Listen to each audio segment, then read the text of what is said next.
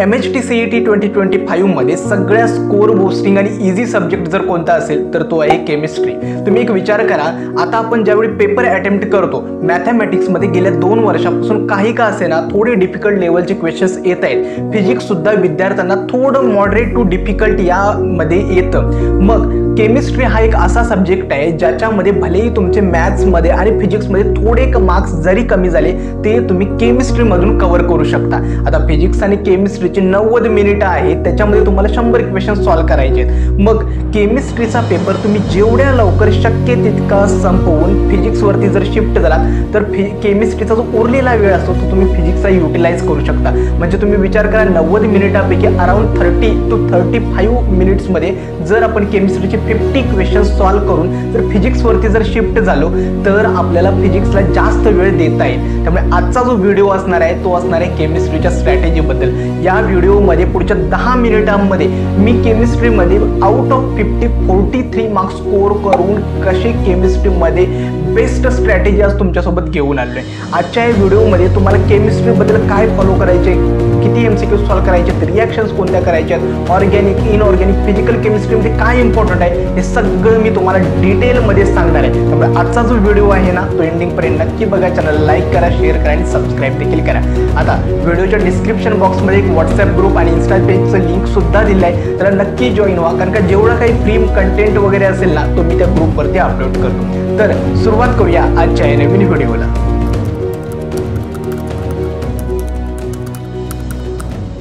केमिस्ट्रीमध्ये जर तुम्हाला 45+ स्कोर करायचं असेल तर सगळ्यात महत्त्वाच्या 5 स्टेप्स मी तुम्हाला पुढच्या 10 मिनिटांमध्ये देणार आहे। आता मी काय केलंय, जी PDF तुम्हाला स्क्रीनवरती दिसत आहे ती मी काय करेल, आपला जो व्हॉट्सअप ग्रुप आहे त्याच्यावरती तुम्हाला संध्याकाळपर्यंत शेअर करेल, ठीक आहे। त्यामुळे कोणताही पॉईंट तुमच्याकडून मिस होणार नाही। तर पहिल्यांदा केमिस्ट्रीच्या 5 स्टेप सांगण्याआधी मला तुम्हाला 2 सिच्युएशन सांगायचे। पहिली म्हणजे काय, लास्ट इयरची केमिस्ट्रीची जी डिफिकल्टी लेवल होती ती कशी होती।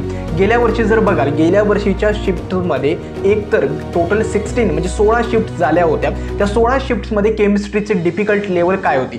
जनरली जे मोस्ट ऑफ द पेपर्स होते ना ते इझी टू मॉडरेट लेवलचेच होते। म्हणजेच काय, विद्यार्थी ज्यावेळी एक्झाम हॉलमधून येत होते सगळ्या मुलांची रिॲक्शन्स होती की केमिस्ट्री डायरेक्टली स्ट्रेट फॉरवर्ड टेक्स्टबुकमधून क्वेश्चन्स उचलले होते, ठीक आहे। त्यामुळे ट्रिकी क्वेश्चन्स वगैरे काही नव्हते, इझी टू मॉडरेट पेपरचीच डिफिकल्टी लेवल होती। या वर्षी सुद्धा सेम लेवलची डिफिकल्टी केमिस्ट्रीसाठी असणार आहे, ठीक आहे। जनरली एक ट्रेंड होता गेल्या वर्षी, ते म्हणजे काय, जर इव्हनिंग शिफ्टची जे पेपरची मधली केमिस्ट्री होती ती कंपॅरेटिव्हली जे मॉर्निंग शिफ्टचे जे पेपर होते त्याच्यापेक्षा थोडी स्लाइटली डिफिकल्ट होते क्वेश्चन्स। त्यानंतर डायरेक्टली स्ट्रेट फॉरवर्ड क्वेश्चन्स आपल्या टेक्स्टबुकमधून पिकअप केलेले होते, कोणतेही फॉर्म्युला मॅनिप्युलेशन वगैरे असं काही नव्हतं। त्यामुळे जर ओव्हरऑल ट्रेंड होता गेल्या वर्षी तो इझी टू मॉडरेटच होता आणि या वर्षी सुद्धा इझी टू मॉडरेट लेवलचेच क्वेश्चन्स येणार आहेत। त्यामुळे सगळ्या मुलांसाठी 40+ केमिस्ट्रीमध्ये स्कोर करणं खूप इझी आहे। आता कोणत्या केमिस्ट्री सगळ्यात इम्पॉर्टंट काय आहे, एकतर केमिस्ट्री आहे केमिस्ट्रीमध्ये तुम्हाला कमीत कमी वेळामध्ये जास्तीत जास्त स्कोर करता येतो, कारण का डायरेक्टली स्ट्रेट फॉरवर्ड क्वेश्चन्स असतात। ज्यावेळी तुम्ही क्वेश्चन्स वाचता पटकन तुम्हाला आन्सर क्लिक होतं, तुम्हाला जास्त काही कॅल्क्युलेशन करायचा पार्ट येत नाही। त्यामुळे कमीत कमी वेळामध्ये केमिस्ट्रीचे 50 क्वेश्चन्स तुम्ही अटेम्प्ट करू शकता आणि उरलेला वेळ फिजिक्ससाठी तुम्ही देऊ शकता। दुसरं, केमिस्ट्रीमध्ये प्रॉब्लेम मुलांना काय येतो, सिली मिस्टेक्स जास्त होतात। मुलांना काय वाटतं, एखादा क्वेश्चन्स दिसला की त्यांना वाटतं की आरामात येतोय आणि घाई गडबडीमध्ये क्वेश्चन्स पूर्ण न वाचता जास्तीत जास्त सिली मिस्टेक्स केमिस्ट्रीमध्ये होतात। हेच एक कारण आहे की मुलांकडून जास्त चुका होऊन त्याचा केमिस्ट्रीमधला जो स्कोर आहे ना अराउंड 30 to 35च्या रेंजमध्ये राहत असतो, ठीक आहे। आता केमिस्ट्रीमध्ये जर तुम्हाला 45+ स्कोर करायचे असेल 5 स्टेप्स कोणत्या आहेत।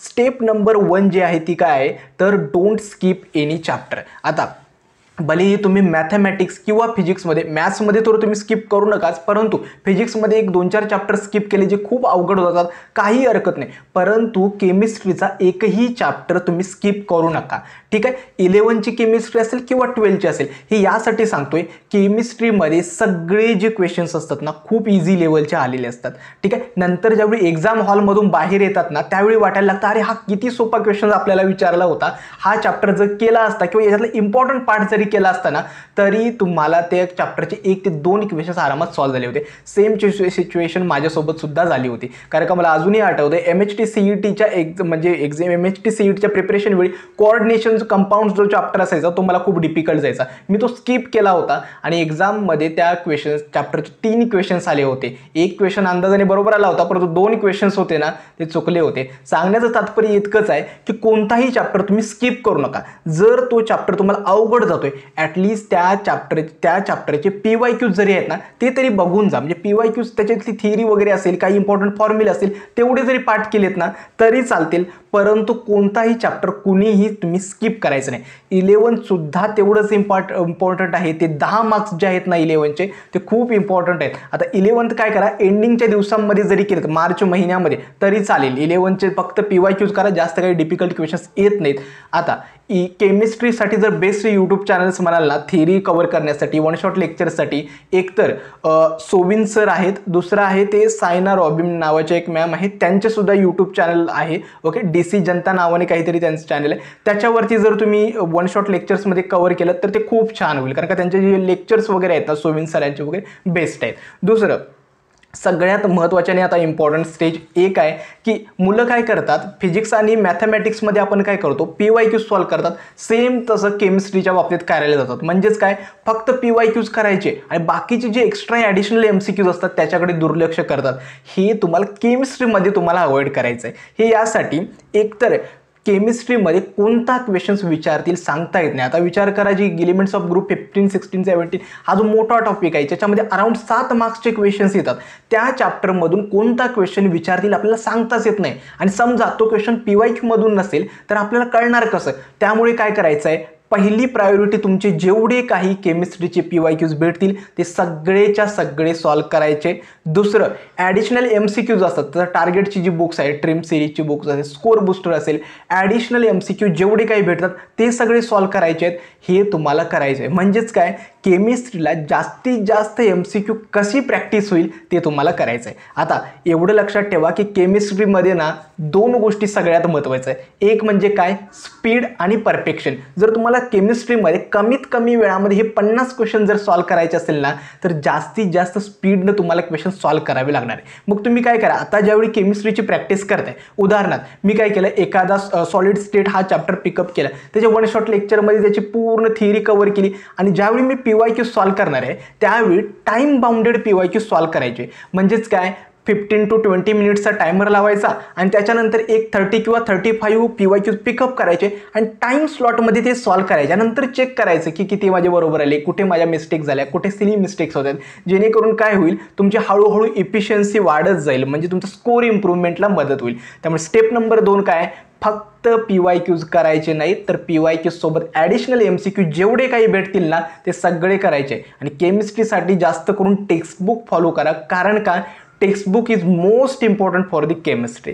ठीक आहे, ही होती स्टेप नंबर 2. स्टेप नंबर 3 मध्ये जाण्याऐवजी एक इझी आणि हाय वेटेज चॅप्टरची एक लिस्ट आहे, म्हणजे चॅप्टर वाईज वेटेज पण आहे. मी काय करणार आहे, ही PDF आहे ती आपल्या ग्रुपमध्ये शेअर करणारच आहे. त्याच्यामध्ये सगळे जे चॅप्टर वाईज वेटेज आहे हे दिलेलं आहे. ओके, ते तुम्हाला बघायला मिळेल. जर बघाल तर मोस्ट ऑफ दी चॅप्टर ते ट्रान्झिशन आणि इनर ट्रान्झिशन एलिमेंट्स असेल.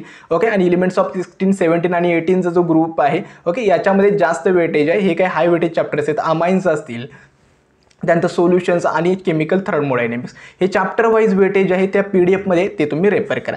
स्टेप नंबर 3 वर येतो, ते असणार आहे तुमचं स्पीड प्लस परफेक्शन प्रॅक्टिस. आता मी मागच्या पॉईंटमध्येच तुम्हाला सांगितलं की केमिस्ट्रीमध्ये सगळ्यात महत्त्वाचं काय, स्पीड आणि त्यासोबत परफेक्शन. म्हणजेच काय होतंय, असं व्हायला नको की आपण क्वेश्चन्स फास्ट सॉल्व करत जातोय परंतु ते क्वेश्चन्स सॉल्व करतायत ते सिली मिस्टेक्स आपल्याकडून भरपूर आहेत. याची प्रॅक्टिस तुम्हाला आतापासून करायची. मग त्यासाठी मी जसं सांगितलं PYQ practice, additional MCQ practice ही टाईम बाउंडेडमध्ये करा, जेणेकरून ती प्रॅक्टिस आतापासून होईल की कमीत कमी वेळामध्ये जास्तीत जास्त MCQ तुमच्याकडून सॉल्व होतील. एखादा क्वेश्चन जरी तुम्हाला डिफिकल्ट वाटला त्याचा इफेक्ट तुम्ही पुढच्या क्वेश्चनवरती करून घेऊ नका, तर तुम्ही ॲडिशनल MCQ जेवढे शक्य असतील ना तेवढी MCQ प्रॅक्टिस करा. त्याच्यानंतर केमिस्ट्री खरंच खूप इझी येतं, फक्त केमिस्ट्रीला काय textbook line by line follow करणं गरजेचं आहे. आणि ज्यावेळी तुम्ही PYQ सॉल्व करताय त्यावेळी शॉर्ट नोट्स बनवा. म्हणजे एखादं वाटलं की एखादी डिफिकल्ट जाते टॉपिक किंवा एखादी इम्पॉर्टंट कन्सेप्ट आहे जी सतत रिपीट होते, ती शॉर्ट नोट्समध्ये लिहून ठेवा. ज्यावेळी तुम्ही प्रिपरेशन करत असता किंवा रिव्हिजन करत असता त्यावेळी ती खूप इम्पॉर्टंट असणार. ठीक आहे. आता स्टेप नंबर 4 म्हणजे काय, तर मुलांना सगळ्यात जास्त प्रॉब्लेम काय येतो की ऑर्गॅनिक केमिस्ट्रीच्या ज्या रिॲक्शन्स आहेत त्या मुलांना समजत नाहीत. आता याच्यासाठी मी तुम्हाला सिम्पल आणि एक शॉर्ट ट्रिक सांगणार आहे. एक म्हणजे काय करायचं, पहिली प्रायोरिटी द्यायचं आहे. एक तुम्हाला पेज घ्यायचा किंवा पेपर घ्यायचा आहे आणि त्या पेजवरती जेवढ्या काही टेक्स्टबुकमध्ये नेम रिॲक्शन्स असतील त्या सगळ्यांनी लिहून काढायचे. ठीक आहे. त्याच्यानंतर अशा काही रिॲक्शन्स असतात ज्या PYQमध्ये सतत रिपीट होत असतात किंवा अशा रिॲक्शन्स आहेत ज्यांची जी प्रोडक्ट्स असतात ती अनएक्सपेक्टेड असतात किंवा कॅटलिस्ट असतात जे मेन्शन केलेले असतात ॲरोवरती, ती सुद्धा अनएक्सपेक्टेड असतात. अशा सगळ्या रिॲक्शन्स तुम्हाला त्या पेजवरती लिहून काढायचे आहेत आणि ते पेज फक्त तुमच्या स्टडी टेबल समोर चिकटवायचं आहे. आता फक्त चिकटवलं म्हणजे ते पेज झालं का, नाही. तर तुम्ही काय करा, 2 ते 4 दिवसातून जसा तुम्हाला वेळ मिळेल, ज्यावेळी तुम्ही रिकामं बसलेले असतात त्यावेळी सहज त्याच्यावरती नजर फिरवायची. म्हणजेच काय होईल, जेवढ्या रिॲक्शन्स तुम्ही त्या शॉर्ट नोट्स थ्रू पेजवरती लिहून ठेवलेल्या आहेत त्या सगळ्या तुमच्या सतत रिवाईज होत जातील. ऑर्गॅनिक रिॲक्शन्स ज्या आहेत त्यांना जर तुम्हाला टॅकल करायचं असेल तर हे करावंच लागणार आहे.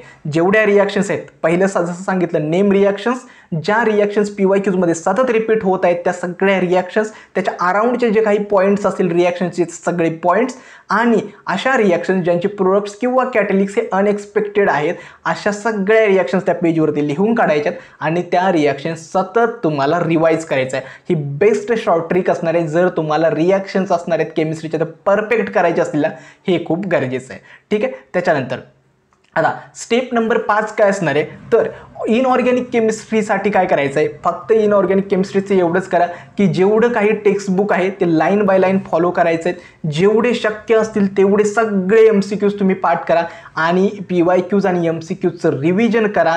जेवढे PYQs आहेत ते परफेक्ट करा. हे असणार आहे इनऑर्गॅनिक केमिस्ट्रीसाठी. आणि फिजिकल केमिस्ट्रीसाठी काय, तर जेवढे फॉर्म्युलेज आहेत ते सगळे पाठ करायचे आहेत आणि PYQs परफेक्ट करायचे आहेत. जनरली केमिस्ट्रीची जी MCQ किंवा जे प्रॉब्लेम्स येतात न्यूमरिकल्स ते एवढे डिफिकल्ट येत नाहीत. स्ट्रेट फॉरवर्ड फॉर्म्युला आपल्याला जर पाठ असेल ना, डायरेक्टली आपण व्हॅल्यूज त्या पुट करू शकतो आणि MCQ सॉल्व्ह करू शकतो. ठीक आहे. आय होप तुम्हाला 5 स्टेप्स तुम्हाला समजले असतील. खरं तर स्टेप नंबर 4 जी होती ऑर्गॅनिक केमिस्ट्रीच्या रिॲक्शन्स ते खूप इम्पॉर्टंट होती आणि स्टेप नंबर 5 जी होती इनऑर्गॅनिक केमिस्ट्रीसाठी रिव्हिजन खूप महत्त्वाचं आहे. ठीक आहे. जेवढं शक्य असेल तेवढं रिव्हिजन करत चला आणि टेक्स्टबुकला लाईन बाय लाईन फॉलो करा. PYQ सगळ्यांचे परफेक्ट असले पाहिजेत. ॲडिशनल MCQ सगळ्यांनी सॉल्व्ह केलं पाहिजेत.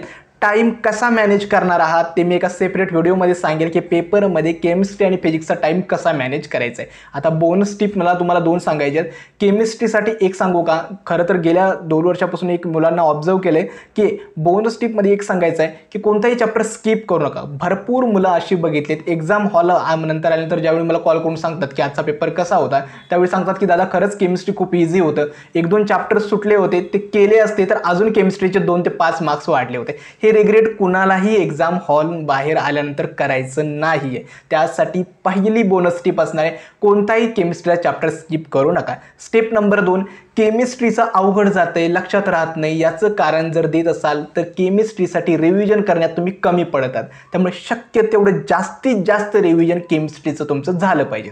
ठीक आहे. स्टेप नंबर 3 बोनस टिपमध्ये असणार आहे, ती म्हणजे काय, PYQचं जे रिवायजन आहे ना ते खूप इम्पॉर्टंट आहे. मुलं काय करतात, आज PYQs केलेत म्हणजे त्यांना वाटतं माझा चॅप्टर कव्हर झाला आहे, परंतु ते PYQs पुढच्या 4 ते 5 दिवसांनी परत रिवाईज करणं खूप गरजेचं आहे. त्यामुळे शक्य तेवढं रिव्हिजन केमिस्ट्रीसाठी इज मोस्ट इम्पॉर्टंट.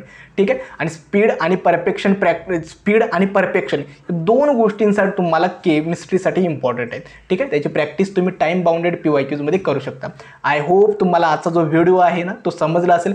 अजून कोणत्या टॉपिकवरती जरी नवीन व्हिडिओ असेल ना ते देखील मला कमेंट सेक्शनमध्ये सांगा. आजचा हा व्हिडिओ मी येथेच थांबवतो. धन्यवाद.